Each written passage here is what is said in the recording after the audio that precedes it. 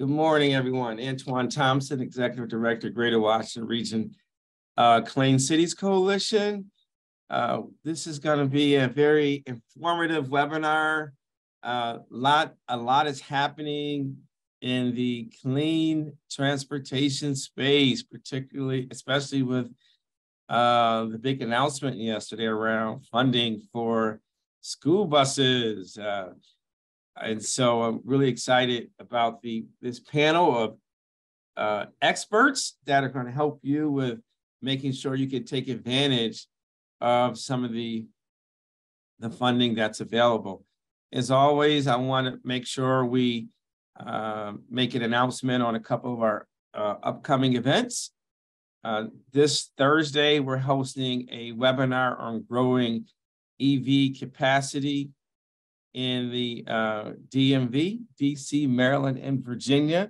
It's not too late to sign up for that webinar, which will take place on, that's an in-person event, actually, that will take place on Thursday from 10 a.m. to 1 p.m. at the Metropolitan Council of Governments.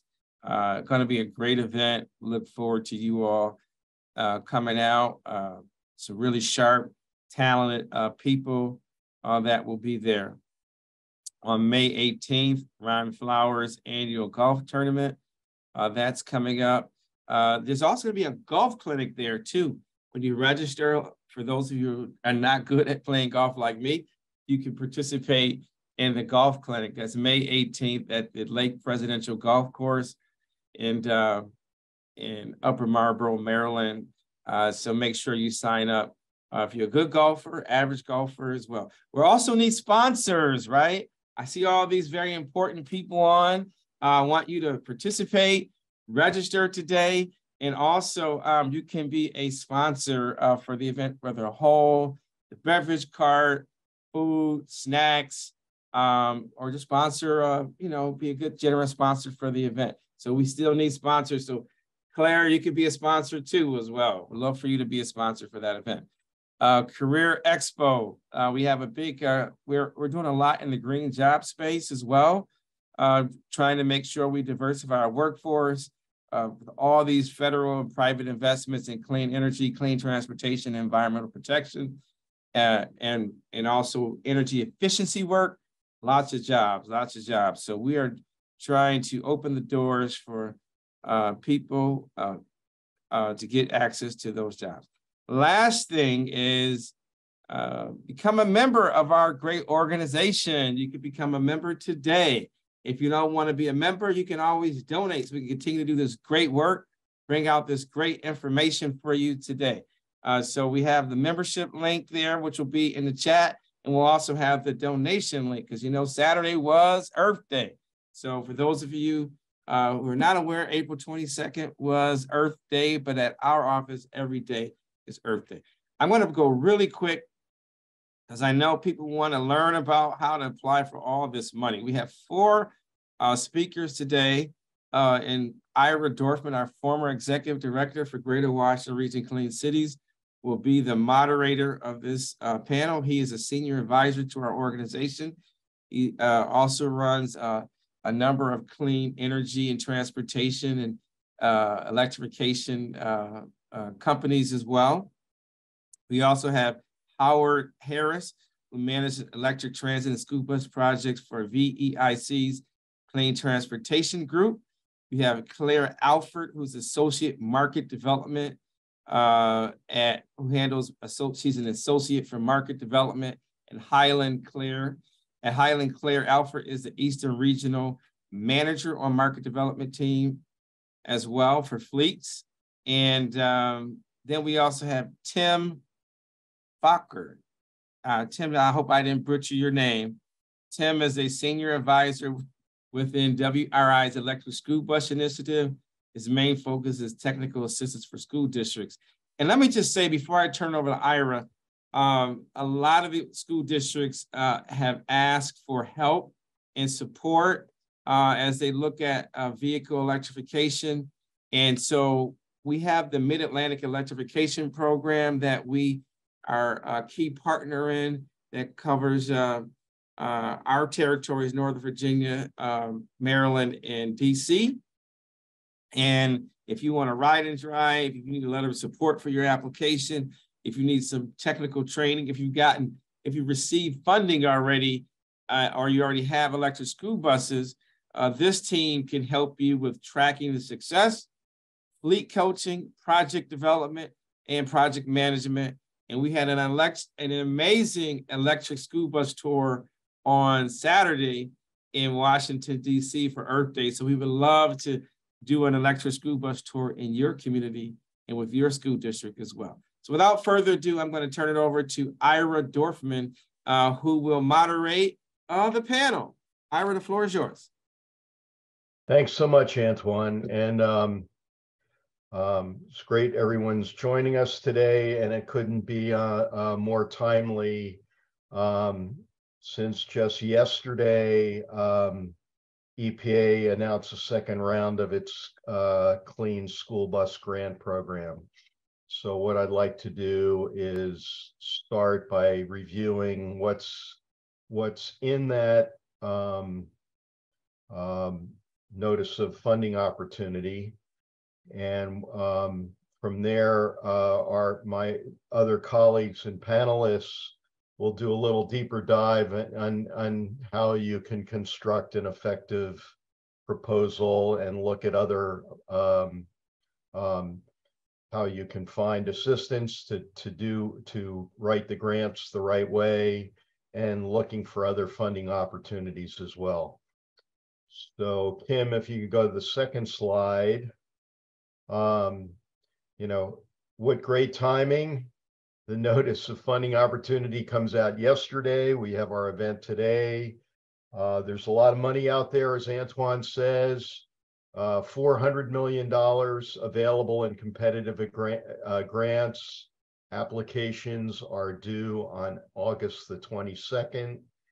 And first step in familiarizing yourself with the funding opportunity is to sign up, register for the first information session that EPA is putting together on May 10th, and I'll give you the link where you can register if you go to the next page, Kim. So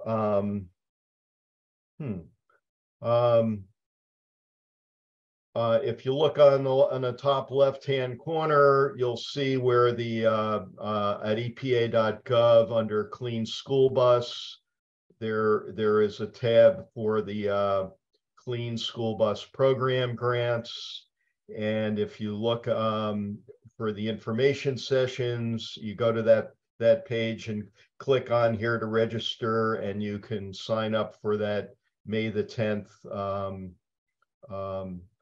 information session. I urge you to do that. It's a great way to begin to familiarize yourself with the whole process of applying for the grant. And note that the application deadline is August the 22nd, and that early next year they'll announce the awards. So on the next page, this can become, fairly daunting, and Tim, Howard, and Claire are going to talk a little about how to construct an effective grant document. You don't need to panic when you see something like this. I've written a lot of grants, and quite honestly, it's not my favorite thing to do. I know how to do it well, but it's really not very much fun to do. And you have to grind through this. Don't wait until the middle of the summer to start. You need to be organized and familiarize yourself with everything, and then it won't be quite as daunting. And as others on this panel will tell you, there are folks out there that can help you work on this. But, you know, a lot of this is just questionnaires and filling in information. But there's also the component, the narrative, the project narrative halfway down the list, which is probably one, you know, the one opportunity you have to embellish why you should be a recipient of a grant. You know, among the things that are in the grant documents, we're finding this with a lot of grants at the federal level, is there's great focus on environmental justice and disadvantaged communities, so that to the extent you can highlight that in your proposals, it will help your scoring. And, you know, prioritizing disadvantaged communities, a real plus. Non-attainment areas, if in the grant document, literally everywhere in the DMV is considered a non-attainment area. So whether it's Northern Virginia, DC, or the suburban counties of Maryland, all of them are listed as non-attainment areas. So we're all the folks on this call, presumably in the DMV, are all eligible for the grant program. Other things that they're talking about: community engagement, project sustainability, workforce development, project resilience, and leveraging external funds. These are all kinds of things that are useful to include, that will improve your chances of being successful. And then finally, on the last page, you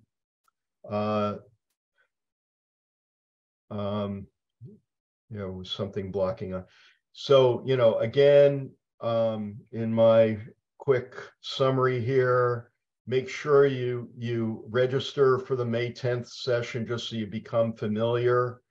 And as others on this panel will tell you, read the complete application, then reread it and reread it again. And carefully highlight the requirements and make sure your narrative addresses all of the program's major requirements. I've done a lot of scoring of federal contracts for the DOE. And I'm just amazed at how many folks, even representing major universities, can't read instructions.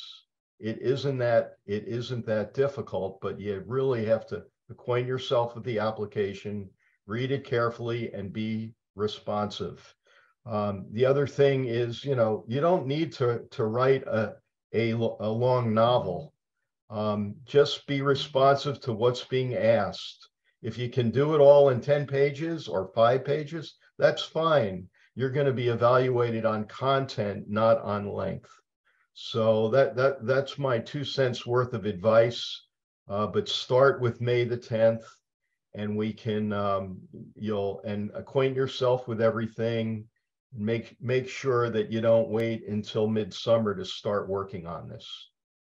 So with that, I'd like to turn things over to Tim to perhaps embellish some of the things that I've mentioned here on how you can write an effective proposal and what kinds of things would be useful to include. Tim? Oh, thanks, Ira. And yeah, if we could throw up the Google Doc with screenshots of the evaluation criteria, I'd appreciate it.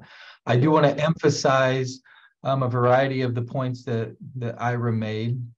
Dig into this stuff now as much as you can. My experience with summer grant writing is now is the time to try and get information from the various you know, transportation directors, fleet managers. You know, I know May is a very busy time for school districts, but it can be difficult to get the information that you need if you lose the opportunity that May allows. I'll give you a little bit of quick background on me. I am Tim Farquer. Farquer is close enough as far as the introduction goes.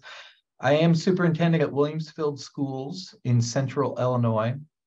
I'm a senior advisor for the World Resource Institute's Electric School Bus Initiative as part of the Technical Assistance for School Districts team, with the whole goal being helping school districts electrify fleets.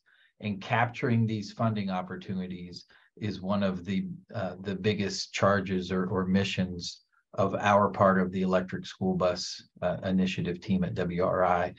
I'm also the administrative lead and the founder for the Bus to Grid initiative. And that's just a group of school district, for the most part, superintendents, but also some transportation directors, just trying to help each other electrify fleets in a way that supports renewable energy expansion.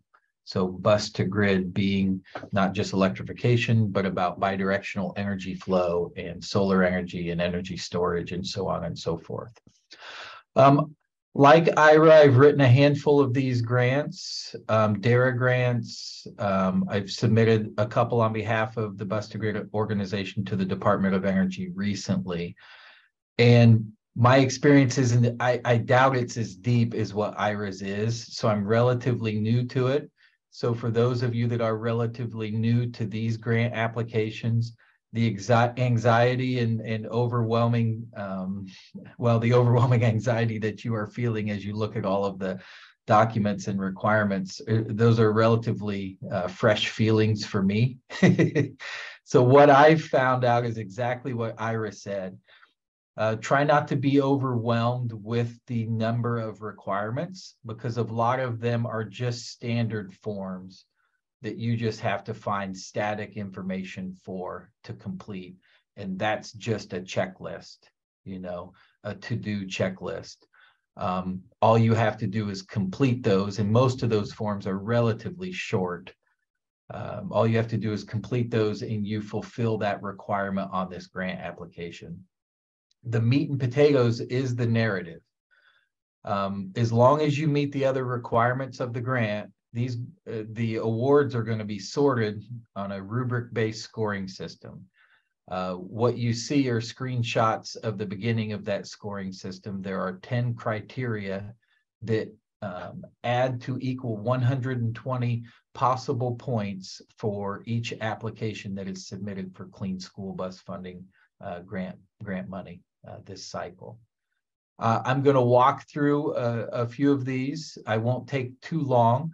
I want to point out some pages of interest in the notice of funding opportunity that you may want to study, and just reiterate Ira's mantra of read, reread, highlight, you know, summarize, whatever it takes for you to really become attuned to the components that the grant reviewers are looking for to help your district score as high as you possibly can, deservingly. So what you'll notice in this first screen, it shows the first 3 criteria. It is out of 120 possible points. So I want to draw special attention to anything that's worth 15 points or more. You can see section 1 of your narrative is worth 10 points. You just have to have a clean and concise, a very readable summary and approach. If you look at the NOFO, the notice of funding opportunity is, when we say NOFO, is the notice of funding opportunity. When you look at the NOFO, they're very interested in applications that are readable. That is a point of emphasis a few different times within the narrative in the NOFO. So make sure you write this in a way that is readable to a review team, it has good flow to it. Have people read over your narrative, keep adjusting phrases until you have good flow. The project summary and approach is worth 10 points. Environmental results are worth a total of 15 points. And as you can see, there are 3 sections to this, each worth 5 points apiece. You will have to have outputs, outcomes, and performance measures, in particular with regards to emissions reduction. you know, associated with your approach. I should back up and say this screenshot is from the section of the NOFO that starts on page 46. There is an active hyperlinked table of contents within the full PDF that can help you navigate to these sections quickly. So page 46 is where I gleaned this information. Section 2, environmental results, is a very important section to hit, and you will need actionable outputs, incomes, performance measures. As you can see, 25 points. This is the largest section this is the section that's worth the most points on your application. 20 points is associated with the benefits to school districts that meet criteria for prioritization. If you applied for rebates last fall, there was a very clean list as to these are the school districts that are prioritized. It's a little bit different, my understanding, you know, in the less than 24 hours we've had to review these documents. There are a few different ways that districts can qualify for prioritization status. So that will be an area that you will want to study, as it is worth 20 points. And then there's an additional 5 points in this section that is awarded for community engagement within those prioritized communities. Section 4, worth 5 points, is the location of the project. There's a hyperlink to locations that are outlined as non-attainment or maintenance areas. So that's next page, Kim. Yep, I'm sorry, next page. Apologies. Yeah. Just scroll down a little bit. Yep, thank you. Yep, item 4, project location. So there is a hyperlink that shows you whether you qualify for these 5 points or not. There's really nothing you can do narrative-wise. You're either within this non-attainment or maintenance areas, or you are not. A 15-point section, section 5, programmatic capability and past performance. It's very important. You can see it's separated into 3 different 5-point sections, but you have to be able to show that you have the capability of pulling this off, meeting the goals of the funding opportunity, and make direct references to successes you've had in the past. Section 6, sustainability. This is where I'm really excited that Highland Fleets is on this presentation as well. I really feel like when it comes to budget and sustainability, the assistance of the Highlands fleet team, you know, to be able to help folks map out full fleet electrification can help districts score high in this area. Section 7, which is worth 5 points, is workforce development. One thing I'll emphasize, in Section 8 is worth 5 points as well. It's resilience to climate impact. Just because they're only worth 5 points, do not neglect them. Make sure that you address these sections within your narrative. Obviously, more energy and text should be associated with the higher point totals, the sections that are scored higher.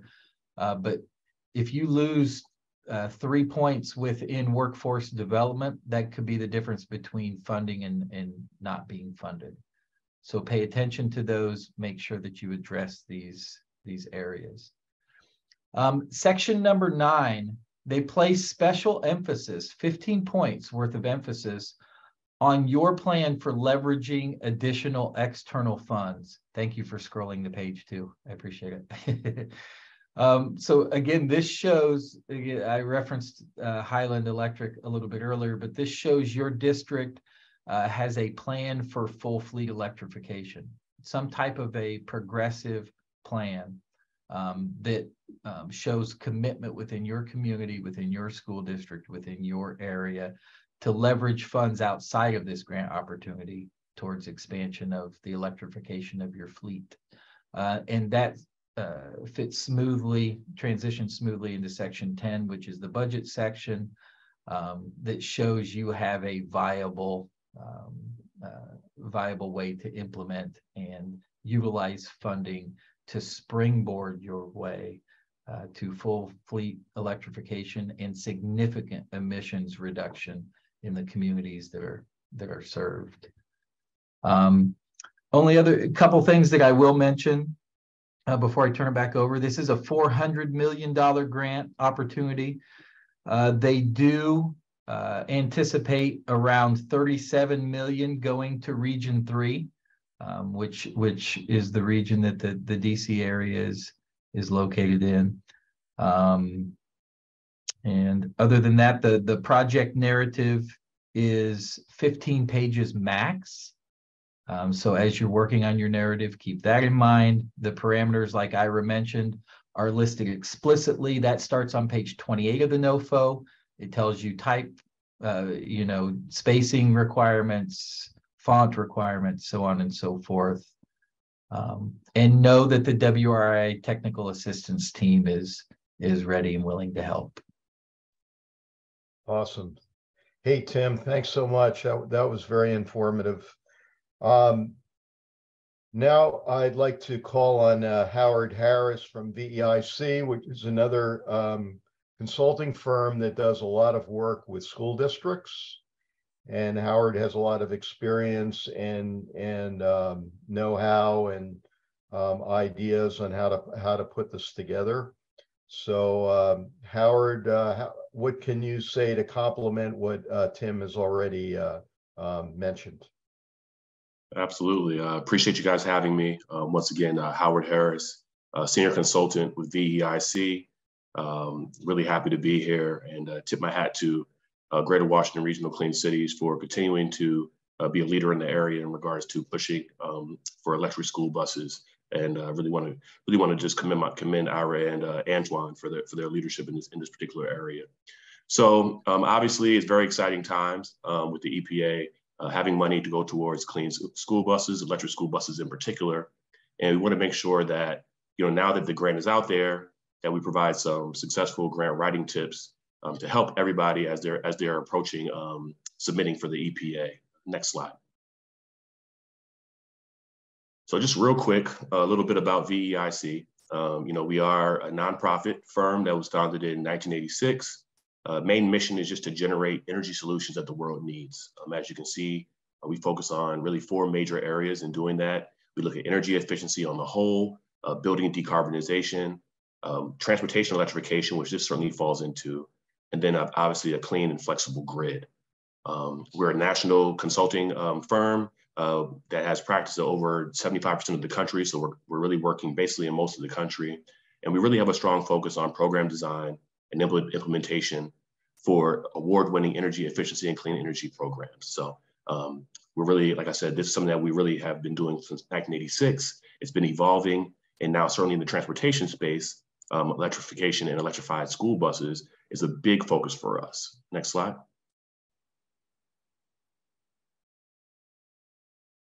Next slide, please. Thank you. So, and this just kind of, once again, just kind of talks to our national footprint real quick. As you can see, we cover the majority of the country. We have over 300 employees across 6 offices. Next slide, please.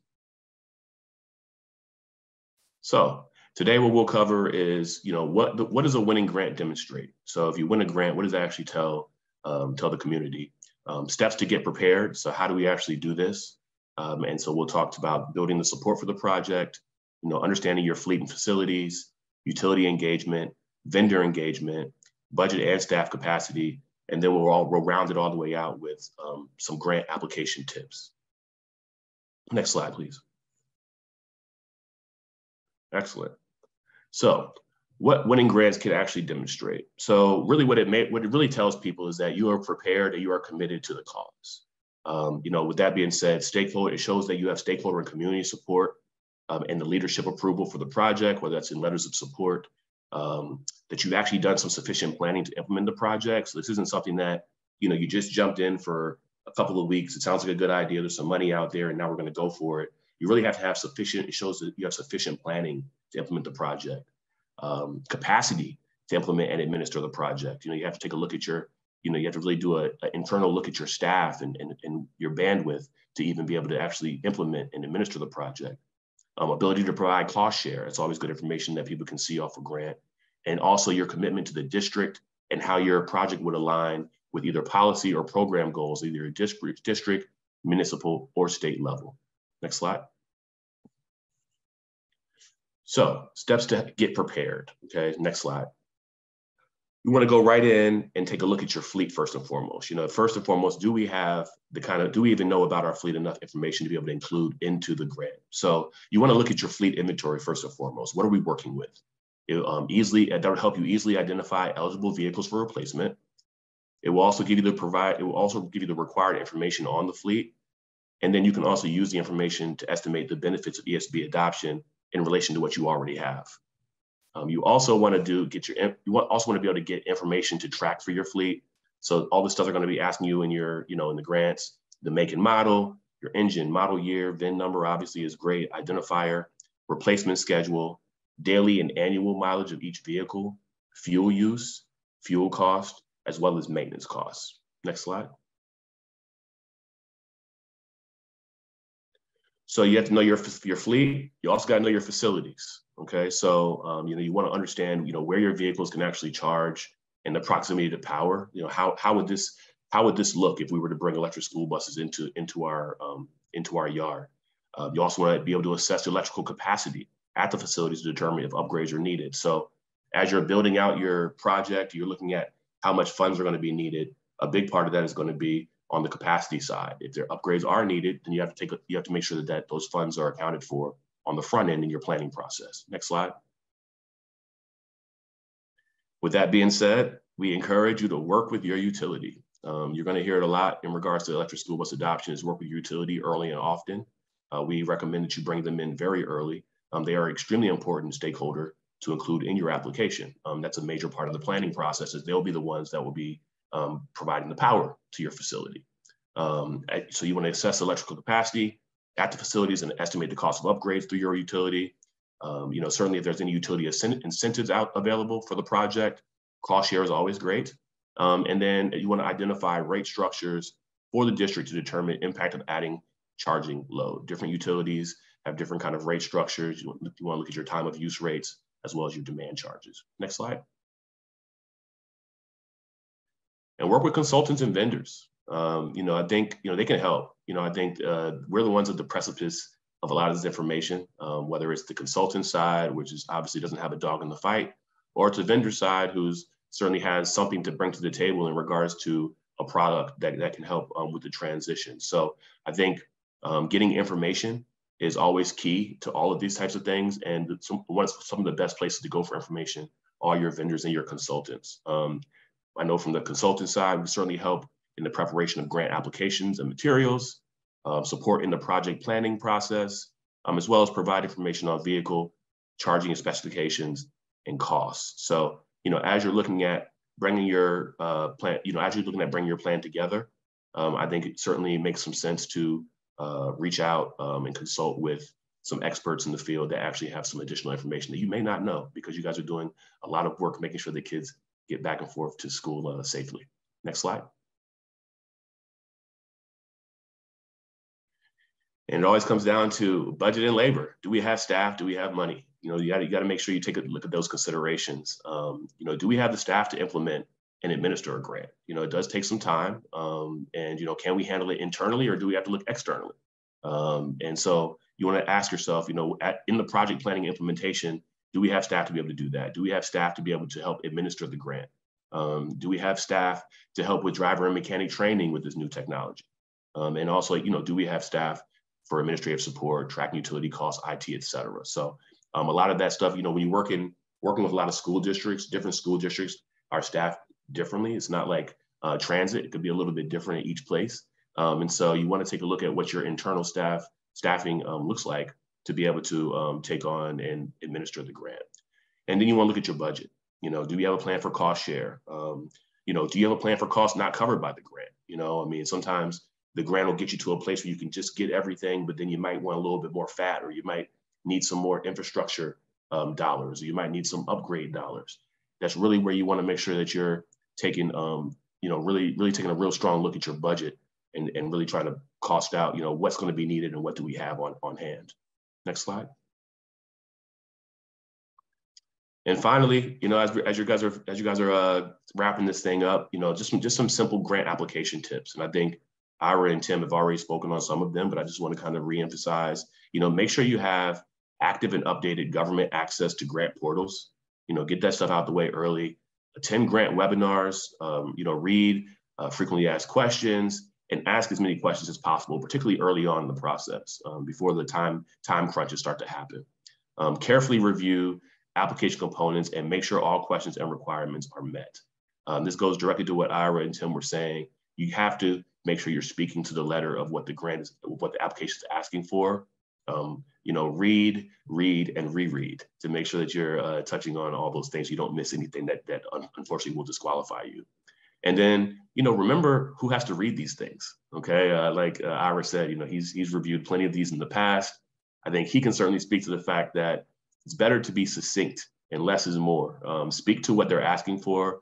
You don't have to go on some type of, even in your narrative, you don't necessarily have to go on some long, highfalutin, you know, sermon about kind of what's going on. You need to speak directly to what they're asking for, complete that, and you'll be in good shape. And then obviously you want to leave time to submit into the government portals. You never know with technology of how things work. You certainly don't want to wait till the last minute to try to submit and find out that, you know, your computer has to do an update or there's something down because everybody's trying to get stuff in at the same time. You know, give yourself some time, put some that on your schedule. Next slide. And I just want to make sure you guys have my contact information and just thank you all for the time. As you can see, you have my information there. If you have any questions, I think I might have saw somebody in the chat wanted my information. My email is hharris@veic.org. And once again, I appreciate the time, and certainly if anything that we can do to assist, feel free to reach out. I'm passing it back to you, Alan. Howard, that was great. Thank you very much. Some sage advice there. It is now 11:40. We're going to go to our cleanup hitter next, Claire, Alford, and Claire offers her own perspective with Highland Electric. I've been doing a lot of programs with school districts and electric buses. So I'd like her to fill in all the gaps that we failed to discuss. And when Claire's done, we'll have some time for Q&A before we wrap up. So Claire, it's all yours. Awesome. Thanks, Sarah. Well, I was preceded by a lot of great presentations, so not too much to fill in. But I do want to give just a little more perspective on what it takes to electrify and how folks can think about that. Obviously, in light of the EPA round 2, but just in general as well. And then I'll touch a little bit more on the on some of the projects that we've worked on during EPA round 1 with the winners of that round, but then want to make sure that we have a lot of time for Q&A. So I will just go ahead and go to the first slide. And while we're doing that, just to reiterate, my name is Claire Alford. I'm the Eastern Regional Manager on the Market Development team at Highland. And Highland provides fleet electrification as a service. We're a relatively new company, started in 2018, based up in Boston. And we're backed by private capital, and that's where the private piece comes in. And obviously we stack our private capital with public funding, such as the EPA, and help school districts electrify now for a lower cost. So I normally skip over this slide because I'm usually talking to an audience that is really well versed in the benefits of electric school buses, and I assume that my audience here today is as well. But I just wanted to reiterate this in light of EPA round 2, and I think Howard mentioned this as well, which is making sure that you're communicating the many benefits that school bus electrification has to your community, to your school board, to whoever it may be, just to bring everybody along. I think a lot of times we hear about the community health benefits, right, and the environmental justice benefits, and those are huge. But there are a lot of other benefits as well. The drivers are happier with them. I talk to school bus drivers down at Montgomery County, which is our biggest project all the time, and there's a wait list for them to drive the buses. Predictable budgets, right? It allows for a little more flexibility in budgets, what schools often don't have, by putting the money savings from electrification that ultimately will happen into other things like teachers' wages and books for kids, whatever it may be. So it offers that budget predictability, and then resiliency and grid modernization, which I don't always talk about, but I really do like to point them out, especially in areas like Texas and Florida and areas where we see a lot of flooding or the need for backup generation. These are big rolling batteries. So that is another important piece as well. So I think, just being able to communicate all of this to, like I said, community members, folks inside the school, I think is really important to kind of drum up that support for this process. So I can go to the next slide.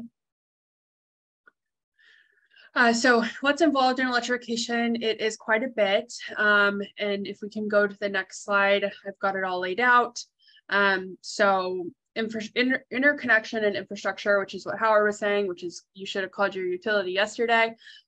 It's really important that you're coordinated with your utility, your engineering, to make sure that the infrastructure gets installed and gets installed properly. Then there's the chargers and the charge management. So that's beyond getting the chargers installed, making sure that you're charging at the right time, that you have charged bus. And if you are going to participate in sending energy back onto the grid through V2G, that you're managing that correctly. And then operations and maintenance. So driver and mechanic training, any routine maintenance, and then any unexpected maintenance. So these are all things to think about that go into the process. And my next slide, if I can go to that, is a little bit scary, but it's not meant to be.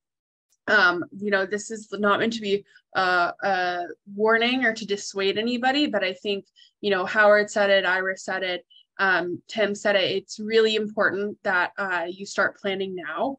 And I think that the EPA application offers a really great excuse to get all your ducks in a row. And so we present this slide to districts to let them know, these are all the different things, these are all the different moving parts that go on when you're electrifying your bus fleet. So I do think it's just really important to keep in mind. And like I said, I think the application process, the grant application process, offers a really great excuse to get all of this together. So we can go to the next slide.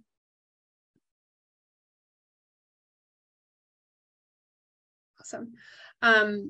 So this just kind of summarizes everything that was said on the last two slides, which is that there are all those benefits that we went over. Why is no one doing it? So it's complex, as we saw on the last slide. It's higher upfront costs. So school districts are worried about affordability. And then the risk and reliability. So a risk that the technology won't work, or that there will be a financial risk. But there are a lot of awesome things that have happened over the past couple of years that look at addressing these issues. And if we can go to the next slide. Awesome. So increasing education, the clean cities, including Greater Washington Region, WRI, I mean, there are a ton of resources out there, not only for folks inside school districts, but also community members, which is awesome. And skipping to number 3, additional support resources, like Howard was mentioning, consultants, private companies like Highland, you name it. There's a lot of folks out there that are willing and want to support school districts in this process. Going back to number 2, new business models. So Highland, fleet electrification as a service. This kind of as a service model or public-private partnership model is not new to the advanced energy space. It's seen in solar a lot, right? But it's new to the school bus electrification space. And there are folks that do what Highland does as well. So it is a burgeoning market. And I think to Tim's point earlier, looking at the criterion specifically for EPA round 2, with project sustainability and the leveraging of additional external funding, I think it is definitely worth exploring and having conversations with folks like Highland and others about how you can kind of take your public dollar and make it go as far as possible.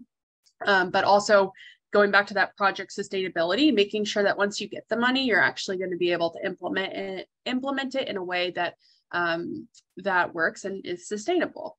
And then number 4, quickly, more vehicle models. All the major OEMs, Thomas, IC, Bluebird, they all have electric offerings. Those are all the school buses you see out on the road today.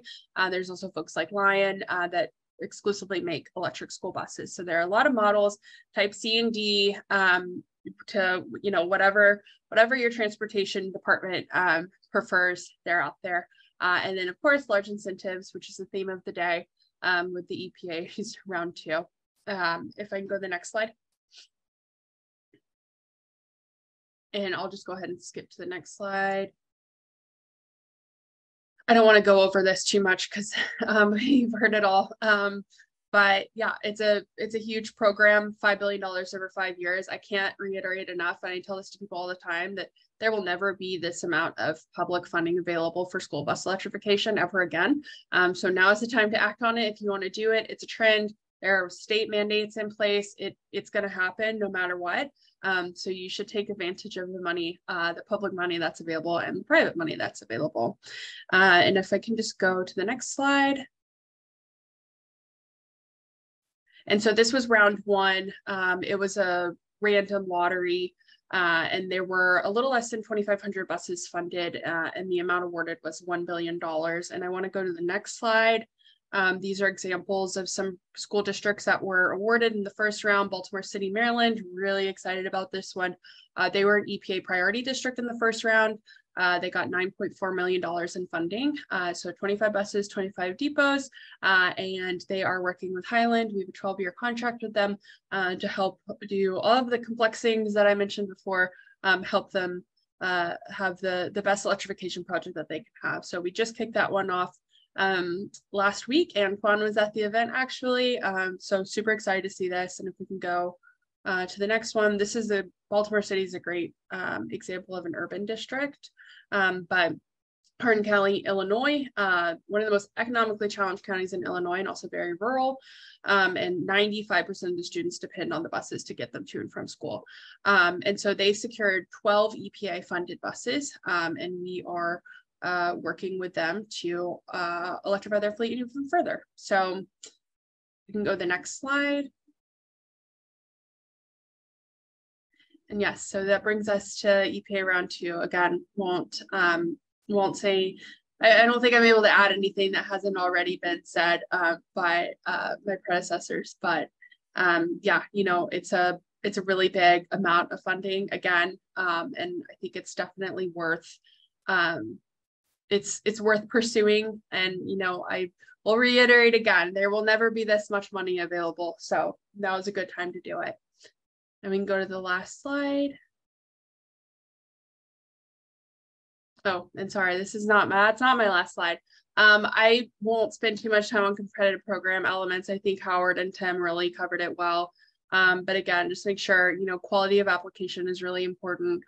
So really paying attention to those criterion, you know, not overdoing it for the sake of overdoing it, but making sure that you've got real quality in your answers and that you're demonstrating relevant experience. If you've done any sort of, you know, energy efficient or solar or, you know, any sort of clean energy initiative before, that's really important to let them know. And so you're maximizing your application score. So we can go to the next slide. Next slide. And we can just go ahead and skip this slide. I'm sorry, I didn't expect to be the one to wrap it up and fill in all the holes. And like I said, there aren't too many. But again, just compile a list of your relevant experience, so recycling, energy efficiency, renewable energy. I think all of those show the EPA that you're really serious about this and that you can implement a program of this nature. And electric school buses just kind of rounds out all of your other relevant initiatives. And we can go to the last slide now, I think. Awesome. So here is my email. It's just claire@highlandfleets.com. Happy to answer any questions about the EPA, any general questions about electrification.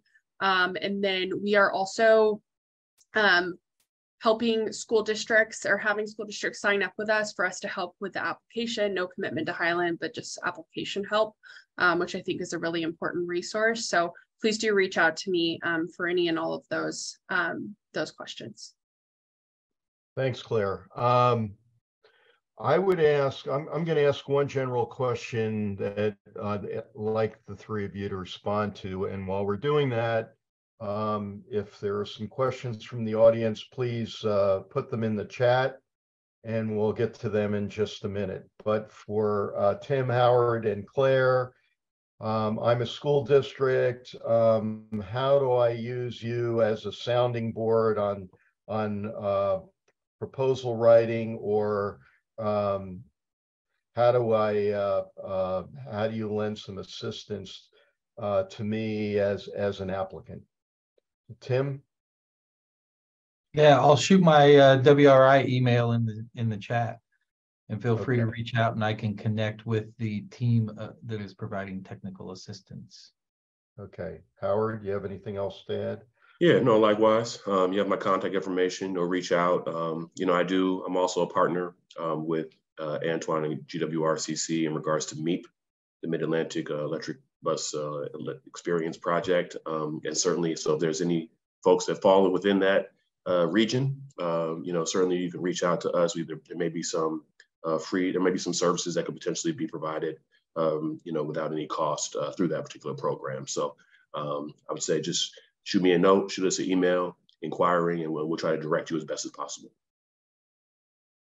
And Claire, anything to add? Yeah, like I said, feel free to reach out to me, and happy to answer your questions. Also, because the regional EPA offices have these pots of money and will be involved in the grant judgment process, they won't be able to answer many questions. So I think it's really important to utilize the EPA's helpline, but also to Howard and Tim's point, WRI, Clean Cities Coalitions, right? There's a ton of really knowledgeable people out there, like I said in my presentation, that are willing to help and really want to help. So I think there's an abundance if you know where to look, and I think all of us here can point you in that direction. And Howard. Yeah, real quick, just speaking to that WRI resource, I think one of the things that WRI did, just a real small caveat, is they've compiled a whole lot of resources for school districts to be able to utilize and tap into free of charge. So, please, as you're starting your process, there's a lot of information out there. So don't just get kind of caught up in paralysis by analysis. Reach out to either Tim, myself, or Claire, or somebody, so we can direct you. But there are already some set resources out there that could potentially direct you to, that you could potentially utilize to help start that process. Great, thank you. I don't see anything in the chat, but Antoine, would you like to add something at this point about your observations or ideas? Yes, of course, the thing would click off when I try to come on. First, let me just say thank you to everyone. A lot of big observations. Number one, although this is a lot of federal funding that's coming down, it's really only a down payment on what's necessary to electrify your fleets. Also important to note that this funding is not just for electrification, although this subject today is about electrification. So they will be accepting funding for other fuels. As you talk about trying to get the funding, don't wait until you get an award to start planning that planning process. If your school district is looking to electrify its fleet, reach out to us, reach out to some of the folks on this call so that you can start that planning process. Engage your workers. Workers got to drive the buses, the mechanics and technicians, they got to fix the buses. There are vendors, the utility companies are part of that. There's a whole lot of things that you need to do. It's not just a 3-step process of ordering the buses, ordering the chargers, and then training your workers for a little bit. It's a lot more complicated than that. And don't make that mistake. And we've seen so many different school districts that have just, thought it was that simple. It's a lot more complicated.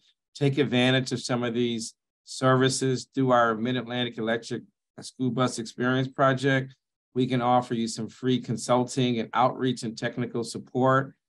Take advantage of that. If you get a bus, also, if you already have a bus in your school district, start tracking the performance. We can help you with that. It doesn't cost you anything. We can provide you some free help and support and some guidance as well. So if you're not a member, join us, and I'll turn it back over to, well, I think we only got about a minute left. So do we have any more questions, Ira? I don't think so, but someone asked if they could get a copy of all the presentations. Kim, how are you going to handle that? Yes, we'll also send that as well as the recording. Okay. That's it from this end. Antoine can wrap up.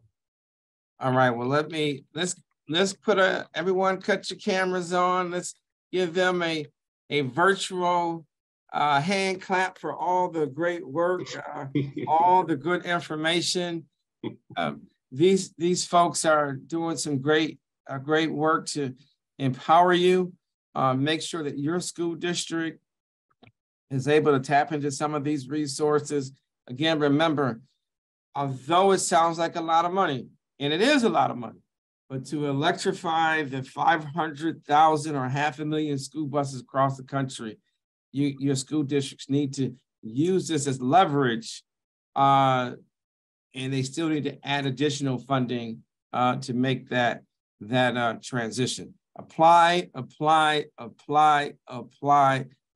for this money. And you should also advocate that the feds add more money to it. So let's make sure we oversubscribe to this, and then we can advocate for getting more money for your school districts as well. I want to thank you all for being here today. We had an amazing panel.